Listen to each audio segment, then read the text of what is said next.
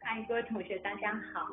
欢迎来到 Theta 星空凝视古典占星学院，我是 希斯莉。我今天要跟大家分享的沙龙的主题是叫做如何从小白变身成古典占星师。那这个秘籍呢，其实我相信每一个不管他的资历有多深的一个古典占星师，当他从一个小白开始，然后进入到这个领域，然后慢慢的累积，变成了一个非常有经验、有实战经验的一个占星师的时候，其实我们这中间都一定有你自己的摸索的过程。那所以这个摸索的过程呢，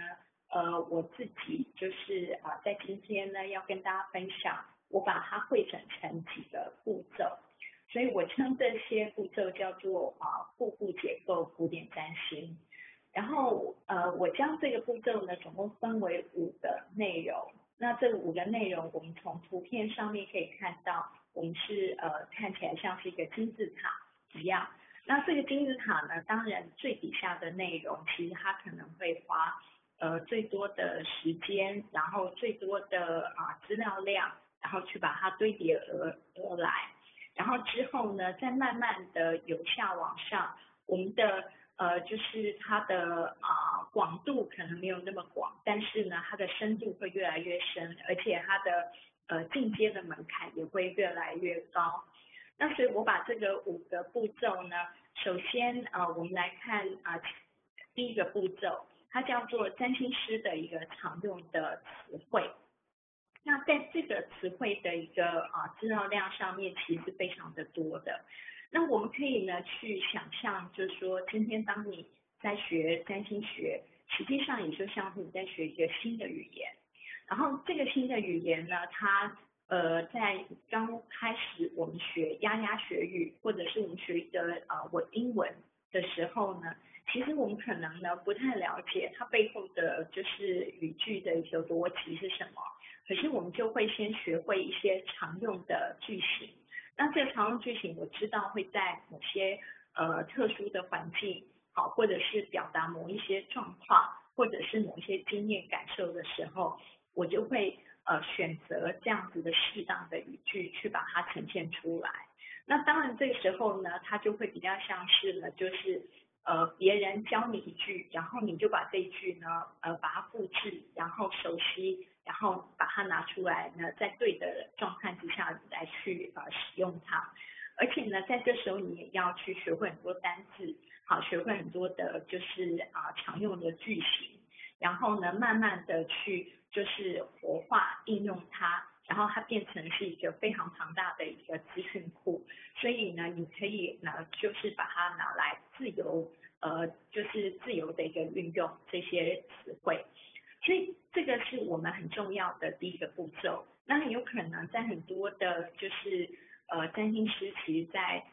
进入这个门槛的时候，他花最多时间，或者是他可能资料量会最多，会是在这个阶段上面。那接下来呢，我们就会进到第2个阶段。那第2个阶段呢，我把它称为叫做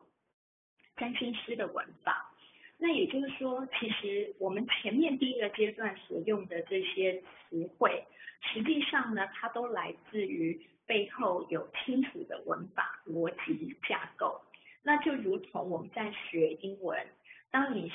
上完了就是常用的词汇之后，你会开始进阶到要上 grammar， 就是文法。然后呢，你可能要知道这个动词、形容词、名词、副词，它应该摆在什么样正确的位置上面。然后甚至它可能还会有一些变化。然后呢，你就能够知道说，原来你前面第1个阶段这些常用的词汇，它其实组合的结构，事实上是依照这样子的逻辑而产生出来的一个句型。那当你知道这些文法逻辑的时候呢，有一个很重要的就是关键，也就是你不再是去背诵别人给你的词汇了，而是你会发展出你自己的智慧，然后你自己的句型，然后你可以用你自己的话说出你想要表达的内容。那你只要用了正确的文法，然后在这个文法逻辑上面，你就能够去呢变出你自己的句型，然后你就可以把 cookbook 就是菜单书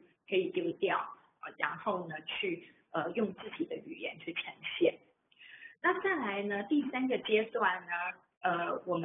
我把它称为叫做横向整合的阶段，也就是当你熟悉了这些文法之后，你开始会呢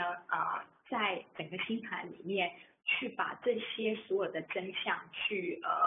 互相的交织，然后呢成为一个人生的全貌。那这些交织的过程里面呢，它其实有很多是横向的交织。那这个横向交织呢，它很有可能同个真相、同个类型，它呢maybe 它是呢代表你的家庭，可是它很有可能呢背后又有主管着你的婚姻关系，所以你就会看到有些人他可能有的一些家庭的状况、状态、样貌，他会跟他的婚姻关系的另外一半，他的互动的一个状况，或他另外一半的性格，其实他有非常多的雷同相似的地方。那其实呢，在我们的人生里面，这种就是相似的经验其实非常多，你就会看到你的人生有某些面向，它的虽然看起来细节不一样，可是它的相似度或者带给这个当事人的感受其实是一样的。那这种呢相似的一个状况，这个在我们现代人的语言就是我们常会面对同一种经验的课题，然后所以你就会发现呢，它在几种不一样的面向上面会产生出一种相同的课题出来，所以我们就可以从这个横向整合里面看到这样子的一个样貌。然后接下来到了第4个阶段的时候呢，在这里面是我称它叫做垂直纵观，好，垂直纵观的一个内容。那到垂直纵观，其实呢，它在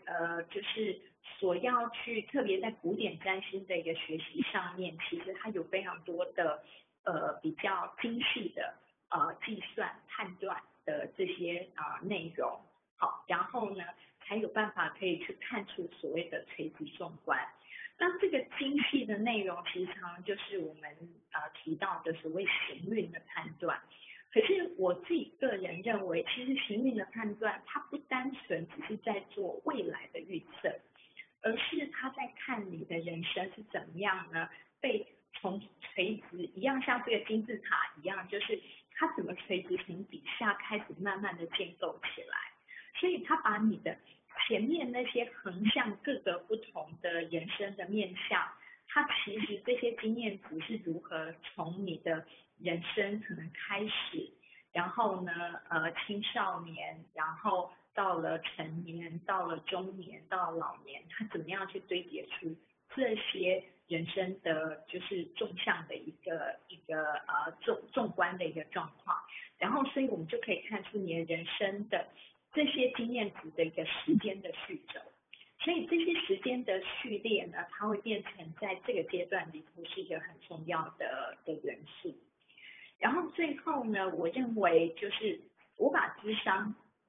摆在这个金字塔的一个最上方的一个圆圈。那也就是说，我其实想要带给大家一个很重要的观念，就是其实当一个好的古典占星师，不是一定要变成是铁口直断的论命师。虽然我们在这中间的过程里面，我们会提供给大家非常多很有依据的、很清楚的文法、逻辑、判断、原则这些等等的。可是这些原则其实帮助我们在这些词汇的表达上面更精准，状况的形容上面更精准。或者是呢，我们在时间的序列的判断上面更精准，但是并不代表我们要武断的成为一个武断的算命师，而是我们其实还是呢，必须要跟我们的諮商的个案，他才是真正活出他的人生的这个当事人，我们实际上只是一个翻译者而已。所以我们在翻译的过程里面，我们必须要告诉他我们的就是翻译的内容，然后呢去透过他自己真实的人生的经验，或者是他真实的感受，然后去互相交流。而且很重要的是，其实当一个古典占星师，即便我们是在做咨商的时候，我们给予他的建议，不会是我们自己个人的价值观，或者是我们自己个人觉得你的人生其实应该要如何如何。那我们其实是有一个清楚的判断依据，我们透过这些判断依据，把我们自己的个人的主观抽离掉，我们直接拿的是一个星象上面它的客观的知识的背景论述，然后我们透过这样子的判断，去给予这个当事人他该有的就是一个咨商的建议。所以呢，即便到了即便是古典占星师，他仍然是需要咨商；即便是咨商的过程，它仍然不是一个占星师主观的认知，而是一个客观的知识的一个呈现。好，那所以我简单的把这个金字塔呢去做个说明之后，当然我们每一个步骤，我们其实呢会有武功秘籍。好，其实我们刚刚那个金字塔是称为叫做武功秘籍，而且这武功秘籍是让你从小白一步一步的蜕变，好，然后变身。那所以呢，你的变身的每一个步骤，我们可以呢来去更进一步的做说明，然后并且我会有一个实际的案例来让大家知道说，你其实这整个就是5个步骤里面呢，你可能可以完成的是什么样子的内容。所以你的变身的第一步，这一步的一个重要的关键就是前面讲的熟悉占星师的一个词汇，透过这个词汇很重要是勾勒出人生的一个客观的轮廓，所以我们可以呢就是可以把它的轮廓给画出来，好，知道它长什么样子。那它画出来的依据是什么呢？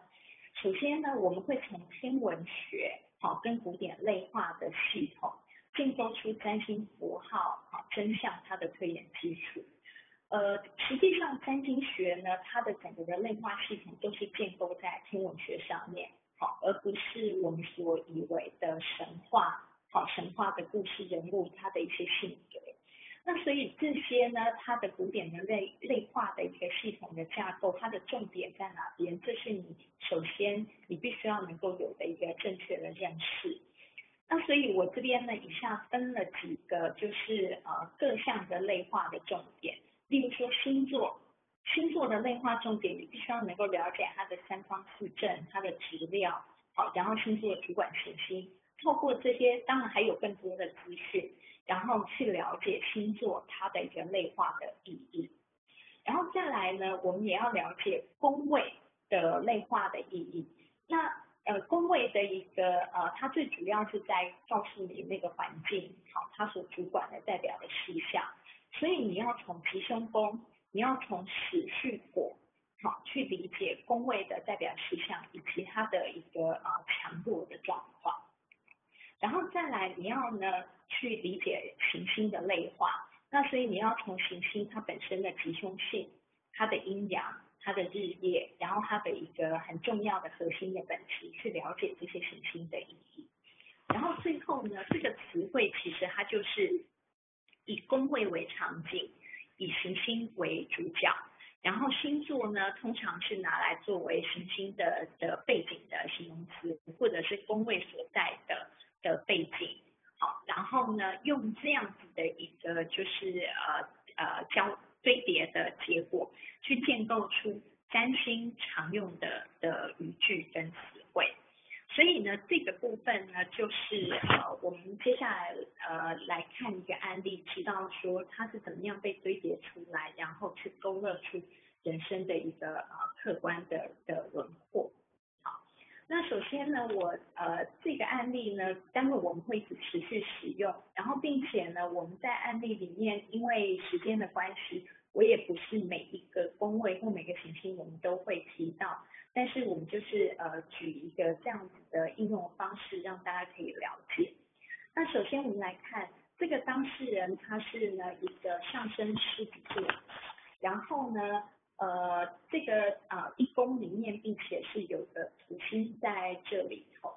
那所以我们就要来勾勒这个当事人的一宫，那一宫也就是这个当事人的命宫，所以他跟这个人的可能基本性格、他的外形、他的一个特质是有最大的关联性。那所以我们的勾勒就会说，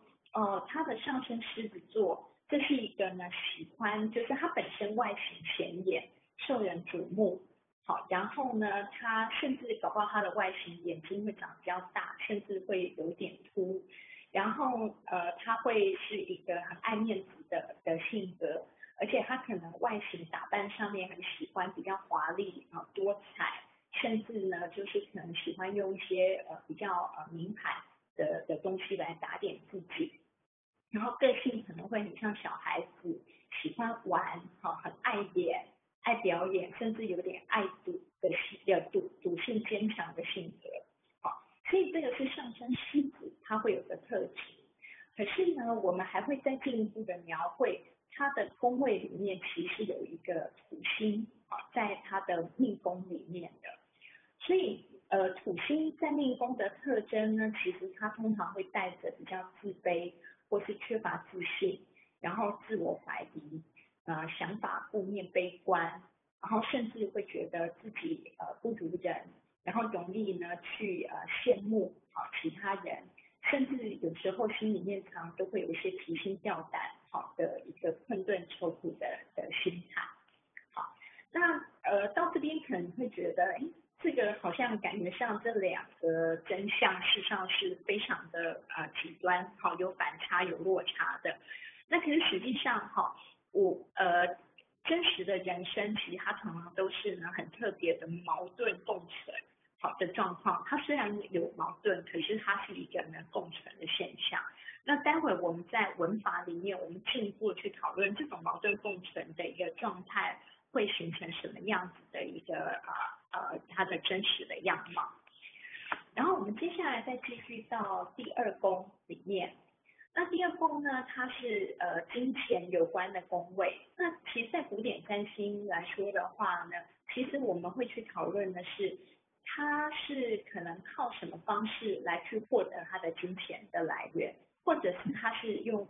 他喜欢在哪些事情上面去做消费，或者是他对金钱的一个处理管理的态度是如何。那所以我们来看他的二宫处女座。那处女是一个比较呢谨慎、小心，或者是呢很注意细节的一个星座。那它的宫内呢有看到金星，那金星是一个呢跟漂亮、美、设计、艺术有关，或者是像饰品、化妆这些有关系的，所以它可能会是一个喜欢花钱在买衣服啊、买化妆品、保养品啊、漂亮的东西、装饰品这些等等。然后也有可能他自己本身就是会从事跟设计品、衣饰品，然后化妆品买卖的这样子的一个交易的就是这样子的方向。那实际上这个当事人呢，他本身就是一个服装设计师，然后而且他其实自己本身有在就是实际接单，然后呢把这个就是他会呢接了一些就是服装来，然后但是他很重点是，他其实呢有时候他这些服装呢可能是批来的衣服，或者是可能是copy 来的就是样子，然后没有他自己的真正的设计发想，或甚至就是那个服装本身可能是很朴素的一件T 恤。然后但是它上面加了很多细节的东西，例如说珠珠啊，然后装饰啊，绣花啊这些等等的，所以它就有形成就是处女座这种呢制作细节本身很繁复，或者制作的技术其实它可能是胜过它的设计美感，比较没有那个原创的发想。好，那接下来我们跳到第四宫来看。那它的第四宫是在天蝎，这个星座。那天蝎这个星座呢，其实它是一个呢，比较有很深的这种情感，然后这情感是比较执着的，然后也会代表着其实有很强烈的爱恨分明，或者是有一些怨言等等的状况。那所以这个是天蝎的这个星座。但是它的宫内里面呢，其实是有看到天王星，然后天王星呢，它常会代表着一个突然的变化，分离，或者是不循着常理的一个性格，或者是比较不定的这种状况。然后在宫位里面也有看到月亮，然后月亮其实常会代表母亲或者是女性的长辈，而且就会有因为在第4宫这个是家庭宫，所以就会代表可能母亲或女性长辈当家，然后而且呢它也代表家庭亲情，所以它很有可能就是家人的关系很亲近，然后它也会代表可能就是孝顺，所以可能呢就是家里面其实是比较有这种呢孝顺父母亲的真相。那但是呢它也代表餐饮，所以也可能会很喜欢呢聚在一起啊，吃东西吃吃喝喝的这种状况。可是它也代表着变化，所以可能呢居住的环境是比较容易产生一些不稳定变化的现象。然后再来呢，北交点也在这个宫位里面，那北交点会代表好运、福分增加，这个是古典占星会最直接的一个判读，因为我们其实比较会把北交点呢直接当成它是一个呢像木星一样的吉祥的特殊的敏感点，那所以它带着这些就是好运的真相。那我讲一下它的真实的状况哈，以第4宫来看的时候呢，它的家庭的真相呢，确实就是由母亲来主导。然后呢，父母亲其实他是经营小吃跟杂货店，所以也刚好符合月亮，就是跟餐饮有关系。然后家庭的家人非常喜欢常常聚在一起吃吃喝喝，然后而且主要就是因为妈妈其实呢会很在意重视，就是家庭成员呢孝不孝顺这个家庭，然后所以呢家里面其实呢经常就是会聚集在一起。那可是呢家里头呢其实常常住所是搬家不定的，所以这种不定的现象其实月亮天王都有这种特质。然后而且天王还代表疏离，所以这个当事人其实他曾经有一段时间他并不是住在家里面，而是他是被外婆带大，所以他跟家庭其实有一段时间的疏离。然后而且刚刚讲的那个天蝎座的性格，就是其实母亲个性是她是家里面很重要的主导者，可是母亲呢其实个性有一些偏执极端，他对以前曾经受过的伤害有很深的难以忘怀情绪，所以这个就是一方面天蝎，二方面月亮的特质。然后他虽然对家庭付出很多，可是他常常有很多的怨怼，会觉得呢他的付出并没有得到相对应的回报，然后家庭之间经常有很多的怨言跟挑拨分化，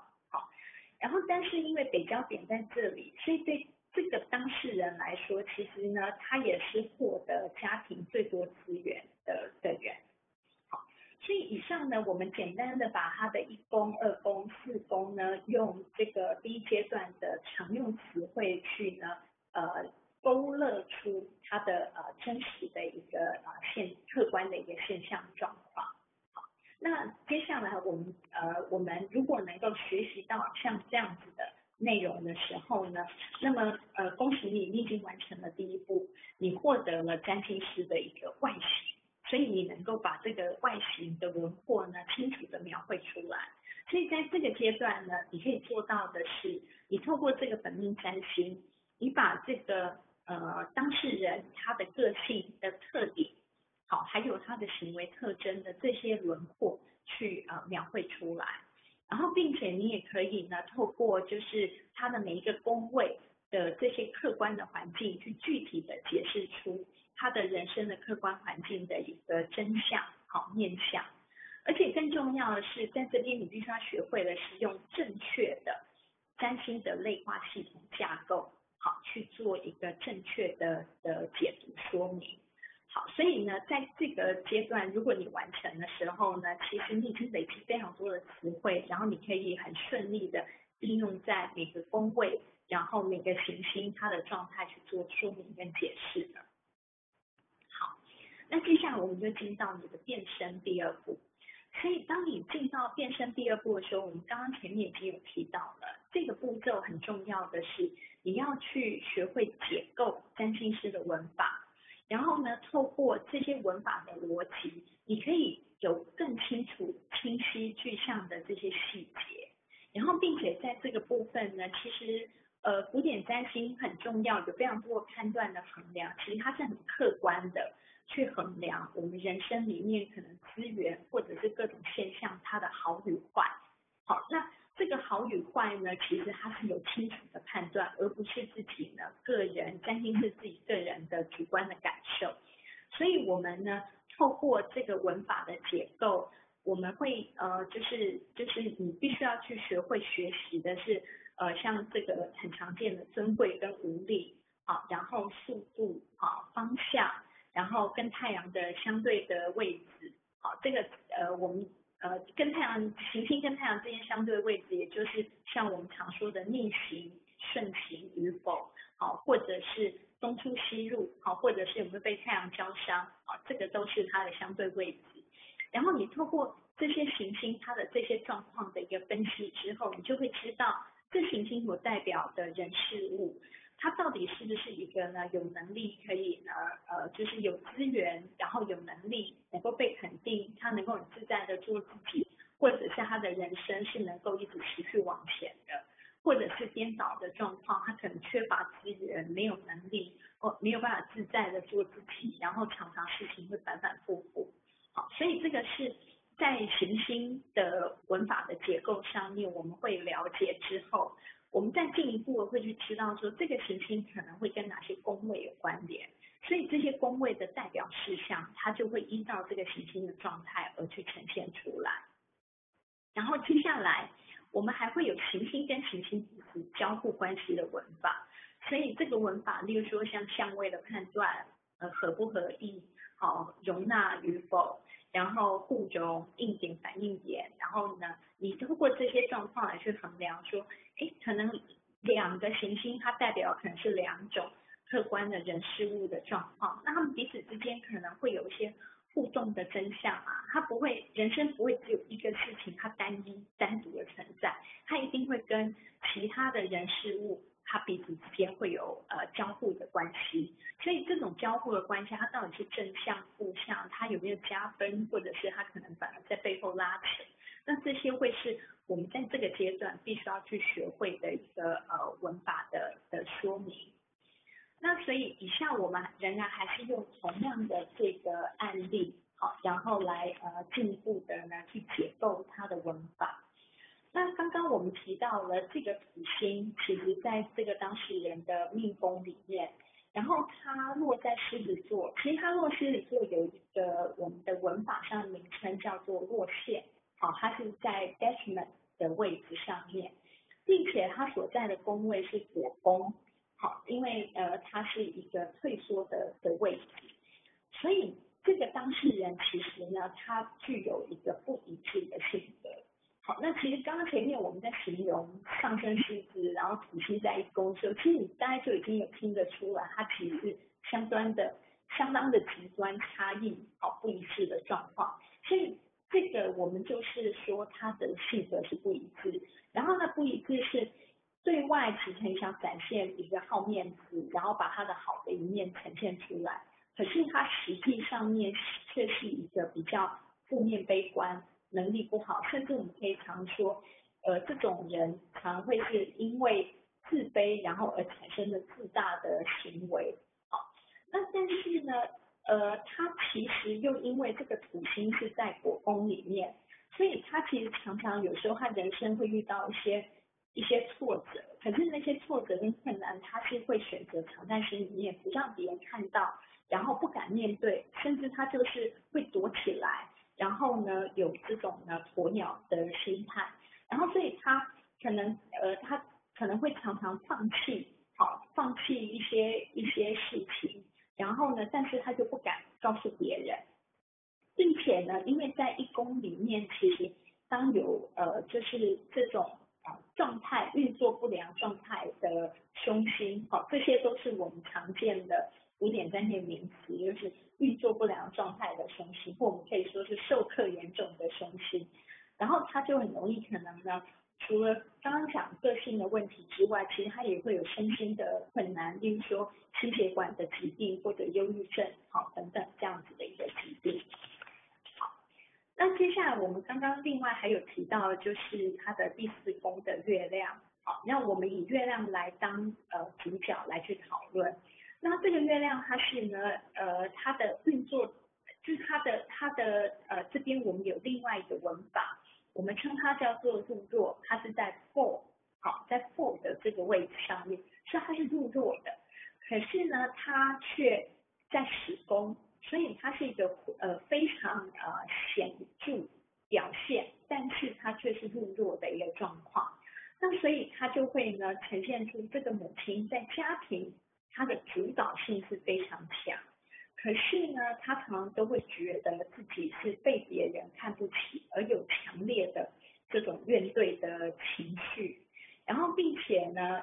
他呢会是生活条件不佳，然后生活随便，可是他就会主导家里面的人，大家都跟着他一起生活条件不好，然后生活其实很随便的这种真相。好，然后再来呢，我们进一步的还会再去讨论就是行星的 interactive， 所以它的月亮其实会和天王。好，那本身呢就会有这个母亲其实个性呢是比较不寻常理的。然后并且它跟土星是4分相，所以它其实呢是很容易可能有罪恶感，或者是这个母亲常常会担忧这个当事人，对这个当事人有非常多的操心操烦，然后而且呢带给他自己的压力，然后而因此有一些情绪心理的疾病。那因为这个月亮它的运作状况其实也有非常多不良的情况，所以这也会代表了就是母亲的当事人本人可能他会有情绪心理的疾病，或者是可能有妇女的怀孕生产的困难，或者是呢有子宫妇科泌尿这些等等的身体健康的问题。好，那我们就来看他的真实的状况是怎么样。我们来讲这个当事人的状况，他事实上呢是在家里面就是同辈里头呢课业最不好，然后能力最不好的人，然后常常都是有问题，在功课在学校的时候就是有问题都不敢问人家，然后呢就到最后就是表现得非常的糟，然后甚至他连成年了要找工作都不敢自己去找工作，还要爸爸妈妈带着他去应征。好，然后常常会遇到一些其实工作很辛苦，待遇不好的一个状况，然后所以经常就会选择放弃。那因为他一直都有鸵鸟心态，所以他有困难是不敢让别人知道。那母亲呢也一直都觉得就是当事人的能力最不好，然后经常就是觉得这个当事人就是最需要被照顾，所以妈妈常常会替他担忧烦心。然后呢，变成这个当事人其实所有的包袱，所有的问题都会变成母亲自己承揽下来的包袱。然后呢，再提到母亲自己本人，刚刚前面讲的就是她的生活条件不佳，她常常会觉得自己被人看不起，所以她的情绪的掌控力很低。然后她其实呢，就是一直她本来就已经有呢先天性的心脏疾病。实际上呢，除了刚刚我们讲的月亮在有代表的疾病问题之外，也因为它也被土星来去形成4分相，所以这个母亲自己本身也容易会有一些心脏的疾病问题。然后她也曾经因为生活的困境而陷入忧郁症，自己却不知道就医。然后而且常常呢，为了省钱跟便宜行事，他就会喜欢吃泡面、垃圾包装饮料这种垃圾食物，所以这就是我刚刚前面讲的，他的生活条件不佳，或者是生活习惯不良。然后呢，后来因为就是累积了这些不良的生活习惯，他之后也得到癌症，而且是跟泌尿有关的癌症。然后他在生育当事人的时候呢，也曾经因为难产血崩，然后而把子宫切除掉。好，所以这些真相呢，其实当我们就是进一步再去判断所谓的运作良好与否的这些状况的时候，我们可以看到，其实它这些真相都是带有一些伤害性的。然后这些伤害性呢，它带来的困难问题，就如同我刚刚前面所讲的这样子的真相。我刚刚漏掉一点忘了提到，就是其实这个当事人呢本身他也是有心血管的疾病的问题，所以呢在他的就是一宫里面这个土星确实也带给这个当事人他本身的心血管的疾病的问题。好，那所以以上呢这个就会是如果你可以透过这些文法的结构，然后呢行星跟行星彼此的交互关系的结构，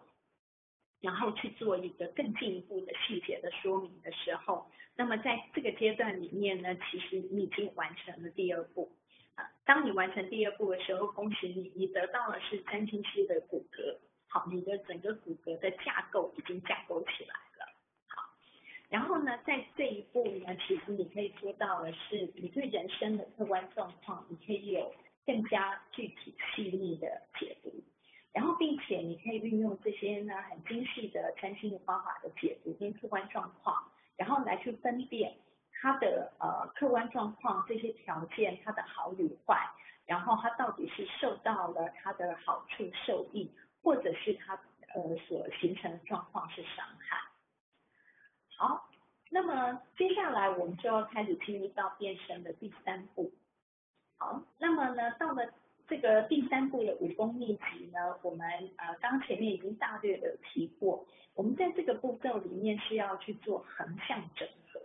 所以你会把这些前面有的一些相同的真相，它其实有可能呢不只有发生在一个面向上面，它可能其实会有不同的人事物也都有相似的一些实际客观的状况，然后这些实际客观的状况可能会带给你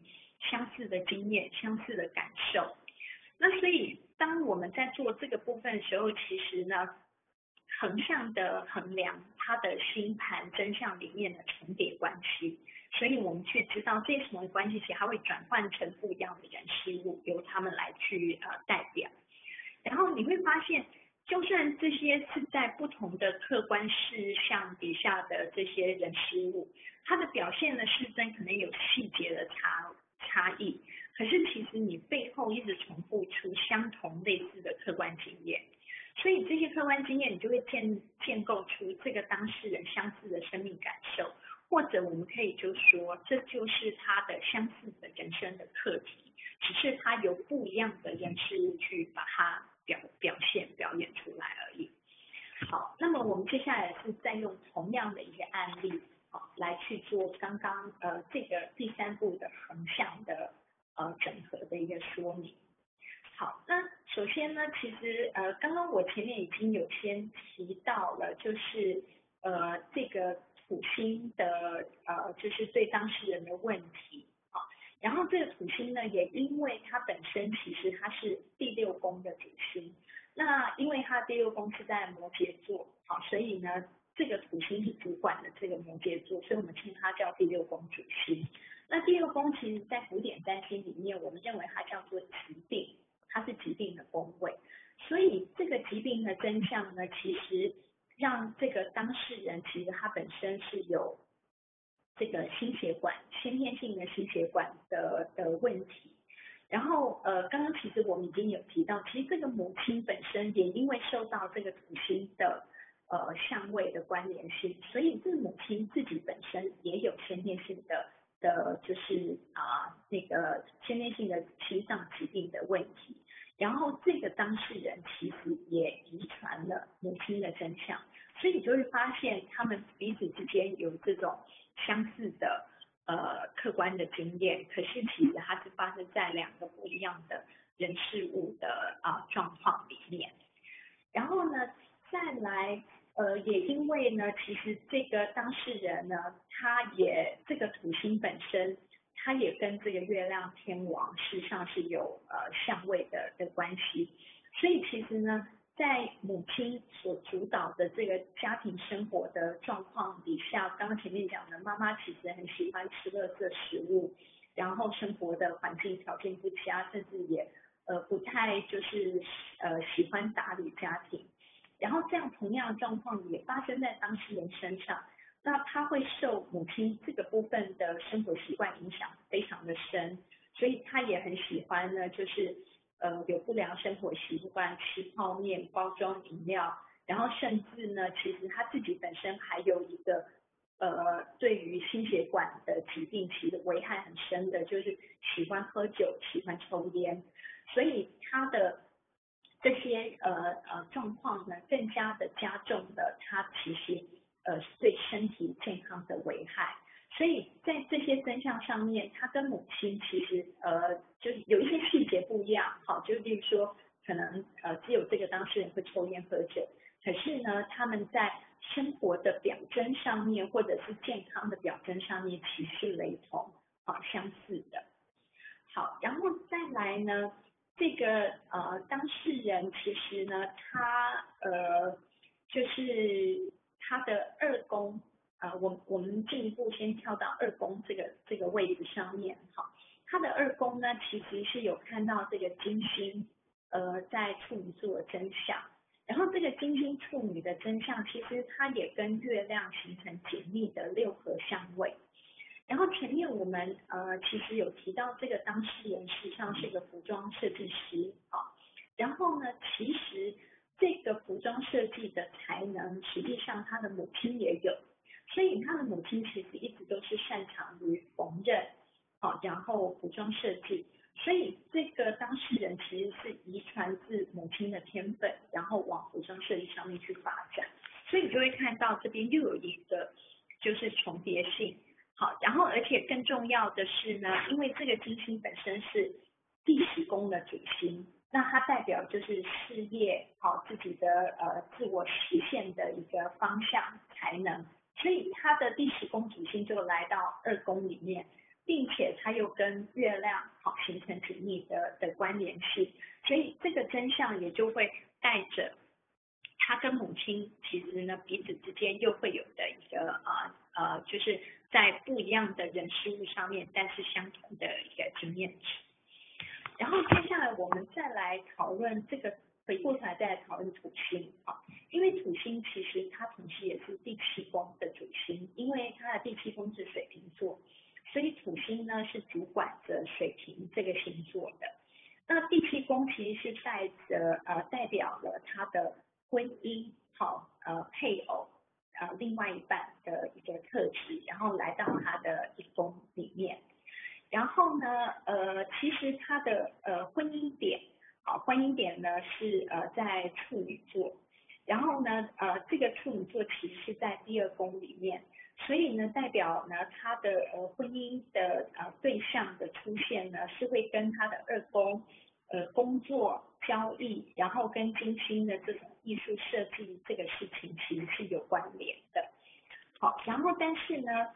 这个婚姻的配偶本身呢其实它会有土星的这些特征，并且这个土星也一样连带了它会有跟月亮天王形成跟土星之间的形特相位，然后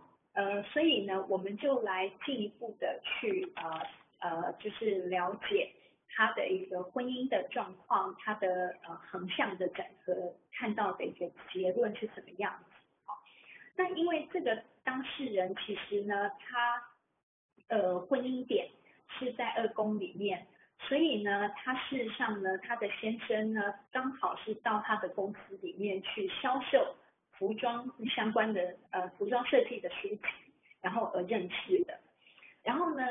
他的先生呢本身呢其实他是家里面的老大，然后他很在意自己对外的表现，可是他觉得自己是整个家里面呢同辈里头课业成就都是最差的一个人，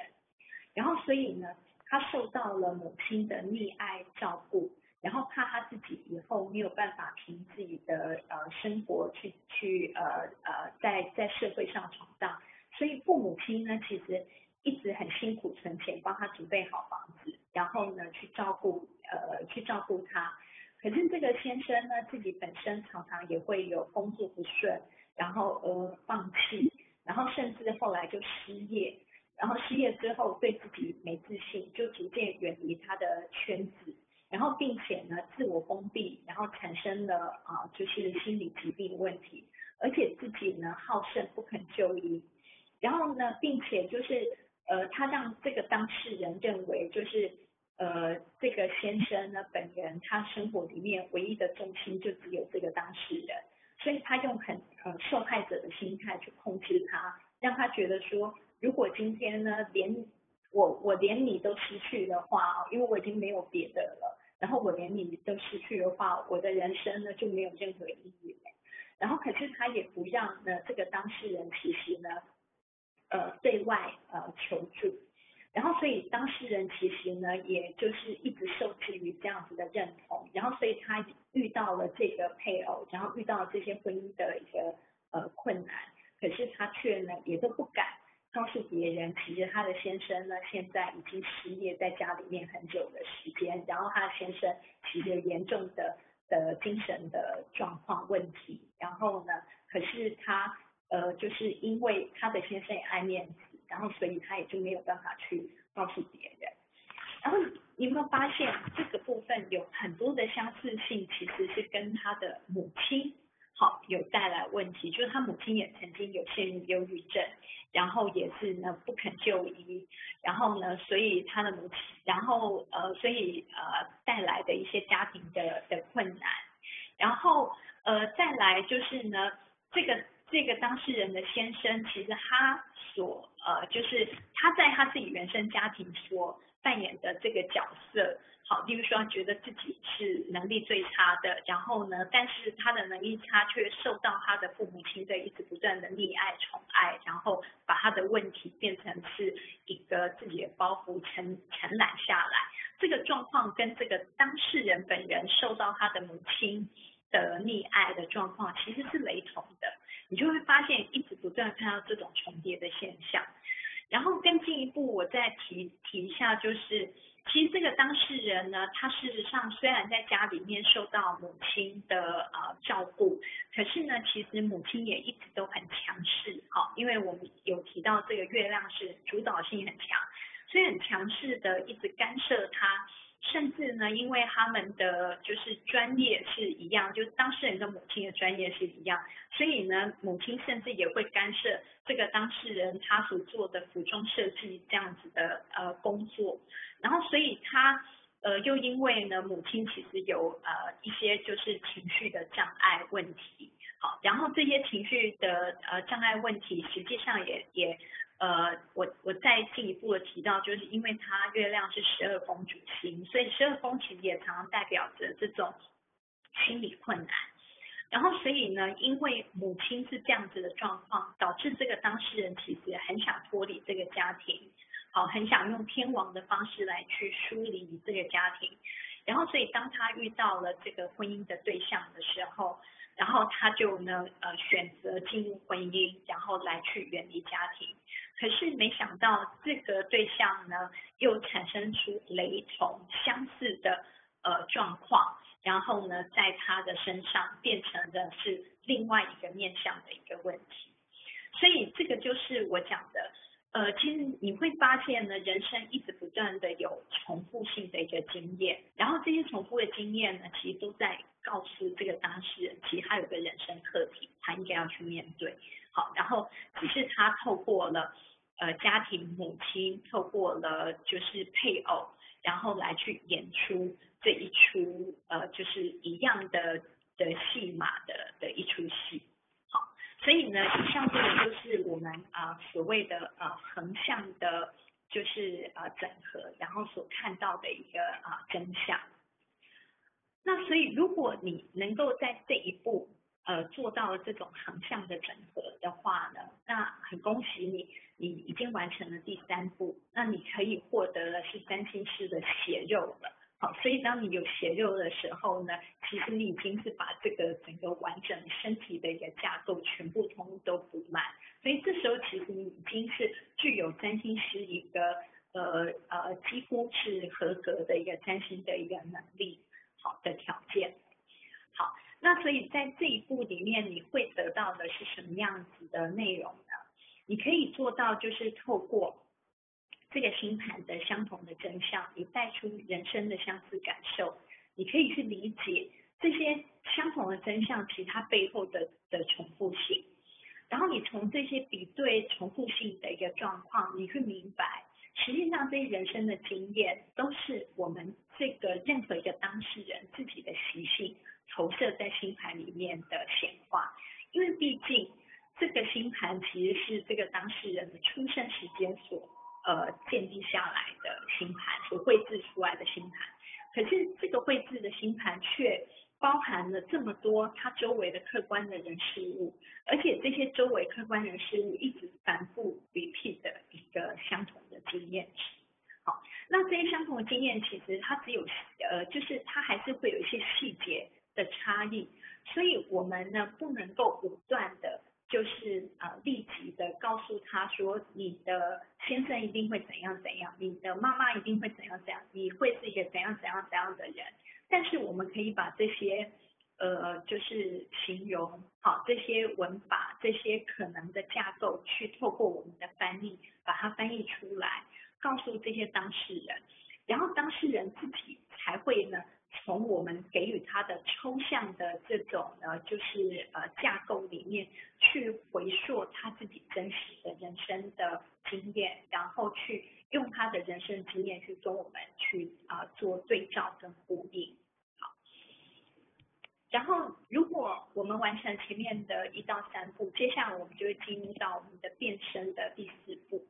那这个第4步的主要的内容是什么呢？我们最重要就是要能够纵向整合人生的经验，所以我们会用一个垂直的视角。我常常会说垂直视角就是你跳到一个最高点去纵观好看人生，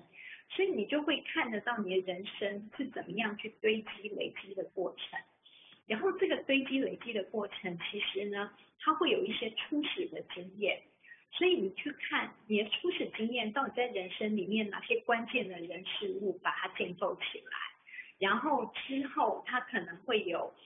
在你的不同的人生阶段又重复重叠的出现，所以你就会从这个纵向去看到那个横向是怎么来的，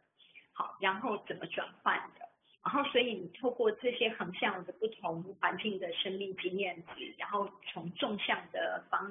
角度去观察的时候，你就会看到你的人生它的起承转合的建构过程。好，那所以我们接下来再用同样的案例再继续去做这个部分的说明。那在这里呢，我们就可以看得到就是它的纵向的行运那在他的人生的第1个阶段，其实呢是就是月亮好是他的人生的第1个人生的阶段，也就从0岁一直到就是9岁之前。那因为月亮它其实呢本身就代表就是母亲好，然后女性的长辈。那前面我们其实已经讲过了，就是母亲其实在她的家庭里面是非常活跃主导的家庭的经济，然后而且这个状况在她的人生一出生的时候就是这样子的真相，然后而且呢她的月亮所代表呈现出来的这些状况都在她的第1个行运就出现，包含这个月天的比较个性古怪不寻常理的性格，然后呢或者是那种性格强烈爱恨分明，然后但是却又有很多的愁苦，然后罪恶感，然后甚至也跟金星的这种呢获得就是透过服装设计缝纫获得它的经济的来源好的真相，然后或者是家庭的生活的方式都是由母亲主导，这些都会是在他的人生的第1个阶段就已经形成。然后而且在这个阶段其实当事人也会受到比较重要的重视，但是呢却有跟家庭疏离的状况，然后并且呢这个当事人也会变成是母亲其实罪恶感的一个重要的来源。好，那我们就来告诉大家它的真实实情是怎么样子。好，因为母亲其实她在怀上这个当事人的时候，她那时候就是家里面其实是主要经济的重心，然后他靠着缝纫跟小吃去获得微薄的收入，所以他生活其实是非常忙碌，已经没有办法呢想象再去生下这个小孩的一个状况，所以他因为月天的汇合他就想了各种呢奇怪的方法，想要把这个就是小孩流产掉，不过他用的都不是医学的方法，然后但是呢却都没有成功，结果最后反而是在生育的时候，然后经历了严重的难产，然后几乎就前面我们有提到他经过大血崩，然后差一点难产死掉。然后最后是甚至也因为这样的把子宫切除掉，然后也因为这样子，当事人出生的时候他就没办法由这个家庭抚养，然后而交到外婆这边来去抚养，所以这个月亮妈妈一直对当事人觉得有一些亏欠，有罪恶感，然后希望能够呢多照顾他。然后这个当事人其实他在小时候呢，在外婆家是有受到像外婆舅舅阿姨很重视很关爱的一个情况，像他小时候其实跟家庭疏离，可是他是受到重视的。但是他在逐渐的就是进到土星的行运的时候呢，那个时候他念了小学，然后因为他其实是比其他的小朋友同年纪的小朋友是提早入学，所以在他呢就是可能身心就是本身的就是智力的发展上面有比同年就是当时他的周围的同学其实呢理解力是比较慢的，然后所以他就呢相较起来就是他的能力是比较差，然后再加上呢他进到了就是土星的这个阶段的时候呢，因为这个土星其实是躲在国宫，而且前面我们有讲的很多的一些困难的状况，所以他在念小学的时候呢，因为课业赶不上别人，然后又因为回到了原生家庭里面，那原生家庭呢其实就原本就已经有姐姐在家庭里面，而且他跟家里其实并不熟，所以一个小朋友回到这个家庭里面，然后呢他要重新适应这个家庭跟姐姐，然后再加上因为他的小姐姐会欺负他，所以他就经常会躲在被窝里面啜泣，然后课业又赶不上，所以就会养成了他的鸵鸟心态，然后有困难不敢让别人知道，所以到后来他在这个阶段里面呢，开始慢慢的养成了他这样子的性格，然后再加上呢，他的母亲其实呢也一直对他有很深的愧疚感跟罪恶感，所以这个当事人其实呢就开始呢就一直常常呢逃避功课的责任，逃避工作的责任，甚至生活习惯不良，然后后来造成的一些人生的各种的挫折、麻烦、困难，反而都会被母亲呢就是来过度的关照，然后呢变成母亲的包袱，甚至他也常因为呢他的就是这些挫折困难而变成家里面呢其实就是全家人呢最需要照顾他的一个就是重要的一个核心的焦点。那所以其实呢在这个阶段你可以看到，事实上他的人生这些前面我们讲的那困难其实是从小就开始累积起来，而且呢主要就是在于就是母亲跟他之间的交互的关系，好两者之间的一个互动的一个状况，然后形成了他日后的人生所就是演变出来的一个性格的一个样貌。好，那所以我们在这个阶段从这样子的纵观的理解，一旦呢你能够呢透过这个纵观的理解之后，你已经是完成了第4步，所以非常恭喜你，你的血肉架构完了之后，你已经知道了灵魂，你已经获得了占星师的灵魂了。那在这个第4步呢，你可以做到就是透过这些人生的脉络的建构，去理解个体的个性跟他行为特征，他的整个发展的历程是怎么来的，然后你去解读他的这些人生的发展的一个变化，还有他的生命的重心的一个变化。那当然你可以去理解就是过往，你也可以去预测未来，所以你就开始学会预测未来的心路历程，还有它的客观人事物，好，它的一个发展的一个状况。好，那么接下来我们开始要进入到你的变身的第5步了。所以第5步其实是一个很重要跟咨商有关的要旨。那么在这里呢，很重要就是我们要了解，其实这个当事人的主观价值跟他的人生的抉择。所以我们还是必须要用占星本身的知识，然后来去判断当事人其实主观对事物的喜好轻重。然后当然你也可以再继续的透过咨商，然后来去呢了解这个当事人是否完全理解其实他主观上的对这些事情的就是人生深处的这些症结，然后他主观的认知是否就是吻合我们的判读。然后并且我们也可以呢更进一步的去帮他揭露分析，就是其实人生本来存在的选项，对每个人来讲，每一个选项其实轻重都不一样。我们可能都会很希望我们能够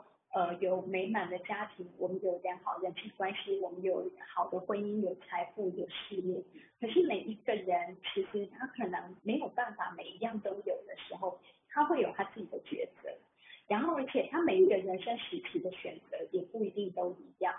所以我们透过古典占星，我们不是只是给予他一个客观的轮廓你的婚姻是怎样，你的家庭是怎样，你的事业是怎样，而是我们能够告诉他他的主观可能认知判断上是哪些重要性对他而言是重要的抉择，然后我们去透过这些咨商的方式，让他真实的理解其实哪些事项对他而言的轻重是如何，然后去揭露出这些选项对他人生的一个重要性。好，那所以我们一样的用这张星盘来去呢做这个部分的一个判读。那因为这张星盘它是一张夜间盘，因为它的太阳是在地平线下，所以这个夜间盘其实它的人生最重要的夜间是夜间行星。然后夜间行星哪些呢？就是月亮、水星、金星跟火星。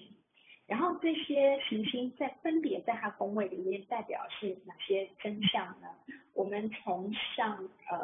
就是地平线上的这个火星开始看。那因为这个火星是落在他的人际宫位里面，所以对他来说，人际宫位这件事情是重要的。然后呢，还有他的专业能力以及他的经济来源代表的这个金星，也是他的夜间行星，也是重要的。然后他的水星代表的是第3宫的沟通，或者是手足，这件事情是重要。然后再来呢，月亮在他的家庭里面，好，所以这件事情呢更是重要。好，所以这些是他重要的关键。然后刚刚前面我们提到了，就是他的土星，其实呢是他自己本身就是他的夫妻宫的主星，好的真相。那么在他前面我们已经提到这个当事人人生故事，其实他有家庭的一些困难，所以在他的家庭困难之下呢，其实他选择进入到了婚姻里面，可是呢婚姻里面又产生出了相同的一个类似的困境，好，然后让他呢就又从一个问题里面跳到了另外一个问题。那所以如果今天对他来说，其实呢他的婚姻也遇到了困境，然后呢他现在其实必须要能面对他的婚姻或者是回到原生家庭之间的一个抉择上面。假设他没有办法兼得的时候，那么我们会透过这样子的一个就是咨商的判断的原则去告诉他，实际上对于他来说，他的原生家庭，他的母亲，好，然后他的亲情其实是他的生命里面最大的精神支持的力量，也是他自己其实觉得他能够被爱，然后被关心，好，满足的一个环境地点。即便他其实困难重重，即便他有一些考验他必须要去面对的，可是对他来说，至少这是他愿意去面对的，然后他也无法去切断掉的一个很重要的心里面的连接。可是对他来讲呢，土星带给他的困难却是他比较能够去放下，然后去切割的。所以呢，在这个部分上面的一个判断，就会建议他可能比较需要选择的是回到他的原生家庭，然后呢可能离开婚姻，然后并且他积极在他自己的谋生能力上面的就是努力，然后并且呢建立他的人际关系，还有呢跟他的手足就是有良好的沟通。那而且更重要的是，他必须要能够看到刚刚前面那些横向的状况，其实那些横向的状况呢，他的投射都一直跟他自己本人脱不了关系。好，不管就是他的母亲所带来的困难，或者是他的配偶带来困难，其实都跟他本人的一宫是有关联的。也就是当他自己本身他不愿意去因为他只有鸵鸟心态，有不一致的性格，当他不愿意去面对他自己的性格面的问题，或者是面对他自己的困难挫折，很多是来自于他自己的就是他自己的性格，然后他自己的就是处理的方式而造成的时候，当他看不到这一点，他就会一直不断的看到他周围会有的周围的人事物，他的家庭、母亲、他的配偶带给他的困难，看似乎这些人事物都一直不断的投射了一些状况、一些问题来到这个当事人身上。其实这些课题都环绕在就是他自己本身本质的，就是不敢承认他自己的困难所呈现出来的一个问题。所以如果他能够去真实的看到他自己的时候呢，他才能够从这个无尽的相似的经验的循环里面再就是挣脱出来。那当然我们呢，其实虽然我们是古典占星，可是其实呢，你可以透过这些非常清楚的一个方法，然后呢找出他的问题的症结点跟他的核心的状况，然后去透过咨商的一个方式呢，帮他去认清楚他自己的人生的课题，也帮助他去做出人生的轻重的一个抉择。所以如果你能够完成这一步的话，那么恭喜你，你已经打通任督二脉，好，然后真正的是可以以占星师的身份独步江湖。所以这时候你就确实的可以从小白变身到一个真正的占星师的身份。那么在这个阶段呢，你可以做到的是理解生命的抉择。其实对每一个人来说，每个选项轻重都不一样，而且你也可以呢有一个就是理解这个个体的主观的心理意识，好，跟他的客观环境的一个好坏的一个状况，去做出一个整合的判断，并且呢做出一个有确切依据的咨商的建议，而不是只是凭自己个人的主观的认知，好，或者是凭占星师自己的感觉，然后就给予这个对象好他的一个咨商的一个建议。好，所以以上呢，这个就是我们很重要要告诉大家的5步的，就是5步的小白变身到古典占星师的这个内容。那么不过我其实呢，就是当然我们呢很重要的一件事情就是在这个5步的金字塔的这个内容上面呢，我们会透过沙塔的核心课程来帮助大家呢一步一步的带入，然后前往呢一个专业的古典占星师的这样子的一个道路。那所以在我们的核心课程我自己个人的设计的结构底下呢，首先我们的第1集的课程就是帮助你可以完成你的变身的第1步。那这变身第1步我们会提供给大家的内容是占星学的天文基础，这是一个非常非常重要的架构。其实在这个天文基础之上呢，我还会有哲学好的基础来去跟大家做说明。然后另外我们还会有就是这些星座好的类化，然后宫位的事项的演绎，然后还有整个星座跟象限宫位制之间的交叠，然后更重要当然是行星。那行星呢，其实它就会带出它跟宫位跟星座整合起来的这些常用的语汇是怎么样子的一个语言的，就是完整像是一个语言词典。这样子的内容，然后呈现给大家，然后帮助你们可以在这个阶段里面去熟悉这些语汇。然后并且我们在第2集的课程的时候，是我们的变身第2跟第3步。那这里面就是有非常多，我就不再重述的这些文法的内容。好，所以你会看到很多你可能过去不一定很熟悉的这些专有名词。那这些专有名词其实都是呢在占星里面的一个很重要的文法的结构，而且这些文法结构它也呢定义出我们刚刚第1阶段的常用的词汇。因为其实常用词汇呢，可能在就是古典占星的严谨的这些文法之下，我们所定义出来的词汇其实都有我们背后的原因，所以这些词汇呢，其实它的重要性是非常就是它的精准度重要性是很清晰的。所以我们在第2阶段告诉你这个背后精准度的逻辑是什么，可是我们在第1阶段告诉你的是正确精准的词汇。所以第1跟第2阶段彼此之间是有它的一个共同的关联性，然后呢它都是架构在呢就是同样的这些古典占星的文法逻辑上面。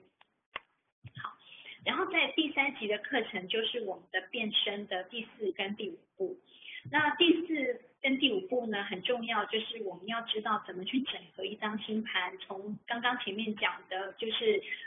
横向的整合，好，纵向的整合，但是在这里面有古典占星很独有，就是我们会一直不断告诉你它的好坏吉凶的判断的原则，然后我也会呢累积我自己的经验，告诉你本命的咨商的步骤。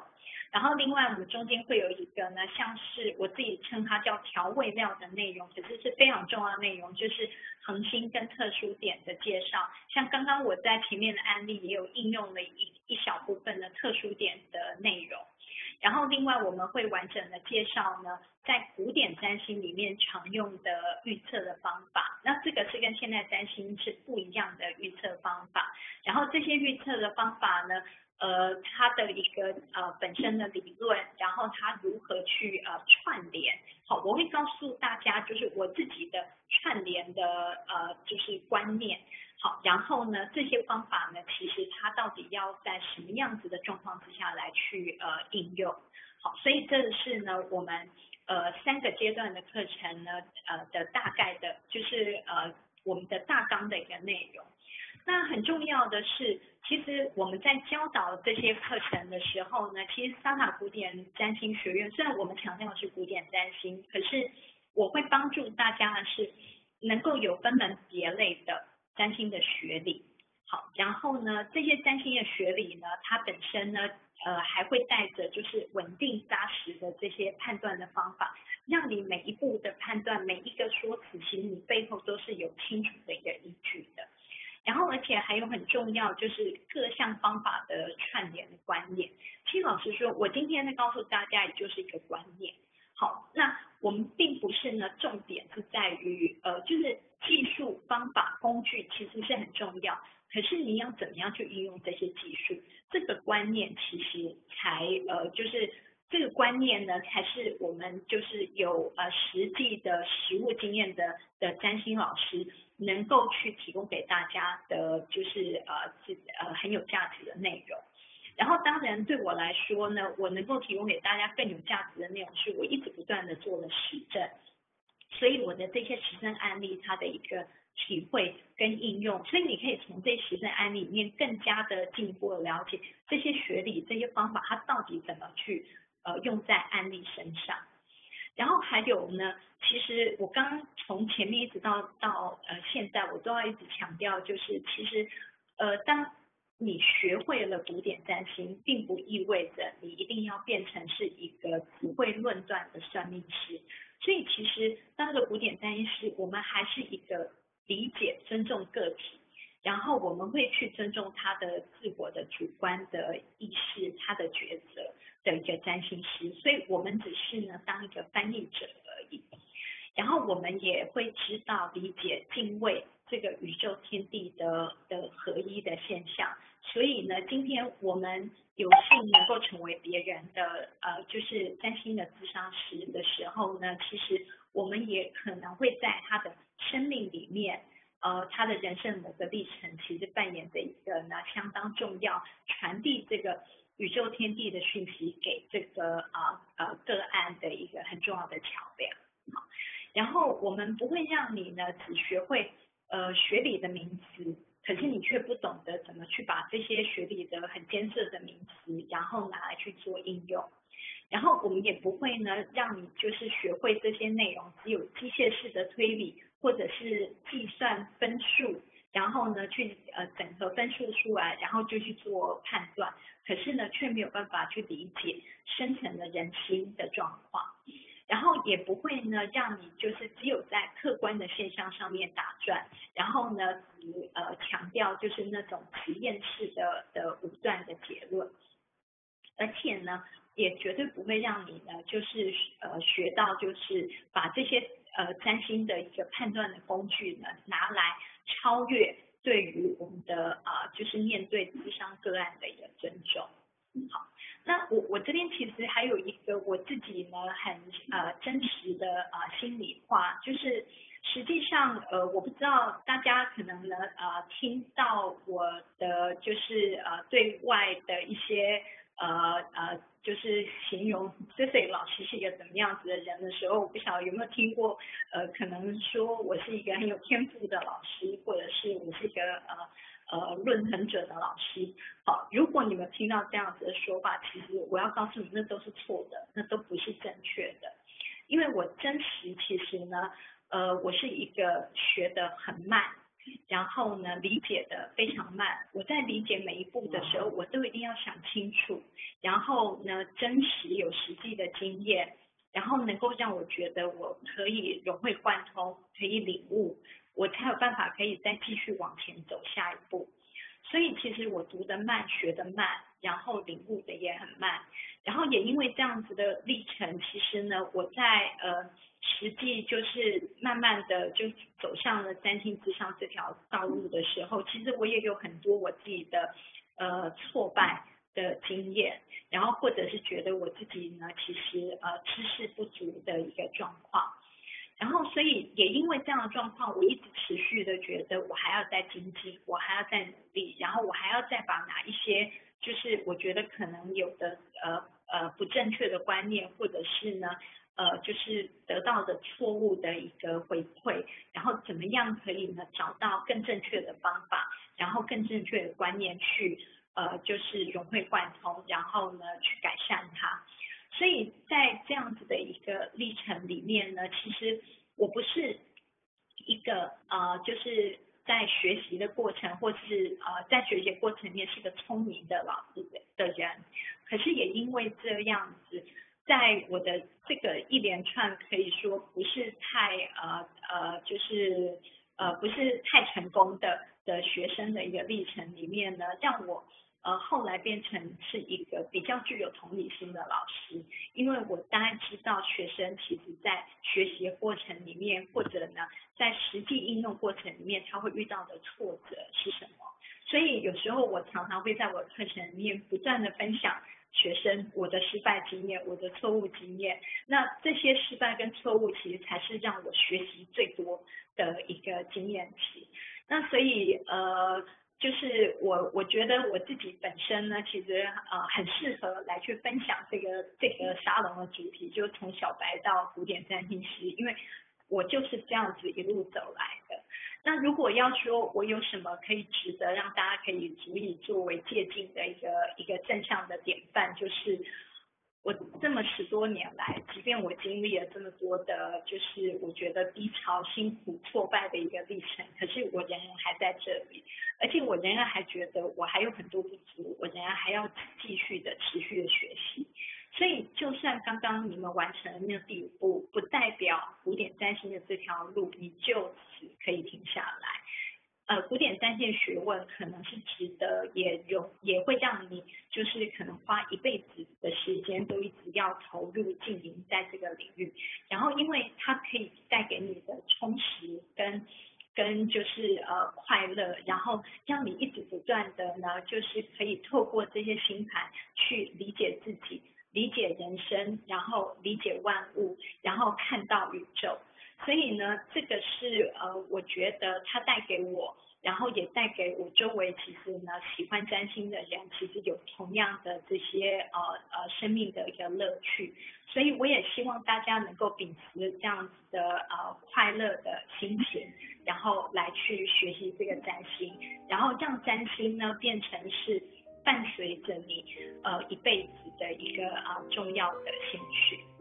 好，那我们今天的沙龙就到此结束，谢谢大家。